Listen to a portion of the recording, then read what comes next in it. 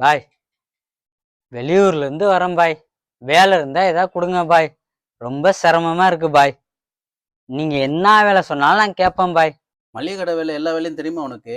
புளி உருட்டுறது, புண்ணாக்கு அள்ளுறது, மூட்டை தூக்குறது, பத்தாவதுக்கு கடையை கூட்டுறது எல்லா வேலையும் எனக்கு தெரியும் பாய். அப்படியா? சரி, ஒரு ஆளு தான் எனக்கு தேவைப்படுது.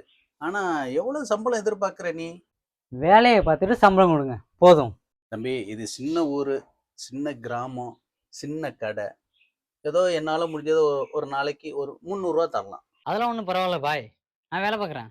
தம்பி, சம்பளம் முன்கூட்டியே கொடுத்துருவேன். சம்பள விஷயத்துல நான் கரெக்டா இருப்பேன். அதே மாதிரி நீங்க வேலை விஷயத்துல கரெக்டா இருக்கணும். அப்படி கரெக்டா இல்லைன்னா என் வேலையை நான் காட்டிடுவேன். என்ன பாய் கம்பியை வச்சு நோண்டிட்டு இருக்கீங்க பூட்டை விட்டு? அதை ஏன் தம்பி கேட்குறியா? நான் ஒரு சொந்தக்காரனை வேலைக்கு வச்சிருந்தேன். அந்த நாதாரி பைய கடையில என்னென்ன பண்ணணுமோ பூட்ட பூட்டி அங்கேயே போட்டு வச்சிருக்கான், இங்கே போட்டு வச்சிருக்கான். கடைய என்னென்னமோ பண்ணி வச்சிருக்கான் தம்பி.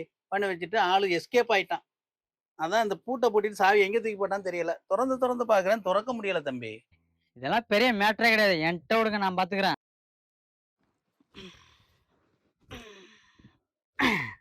இந்த பாருங்க பாய், இந்த பூட்டெல்லாம் திறந்துருவேன் பாய். இதெல்லாம் எனக்கு கை வந்த கலை பாய்.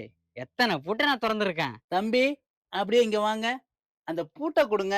இந்தாங்க பாய், இந்தாங்க உங்க பூட்டு. அப்படியே கொஞ்சம் வெளியில வாங்க. நான் கொடுத்தேன்ல அந்த காசையும் கொடுங்க. இந்தாங்க பாய் நீங்க கொடுத்த காசு. உங்களுக்கு இங்க வேலை இல்ல, நீங்க கிளம்புங்க. ஏன் பாய், என்னாச்சு பாய்? இவ்வளவு பெரிய பூட்டையே இவ்வளவு ஈஸியா திறக்கிறிய, கல்லால உள்ள சின்ன பூட்டை திறக்க உனக்கு எவ்வளவு நேரம் ஆகும்? ஐயோ, இந்த உலகத்துல இந்த காலத்துல நல்லதுக்கே காலம் இல்ல.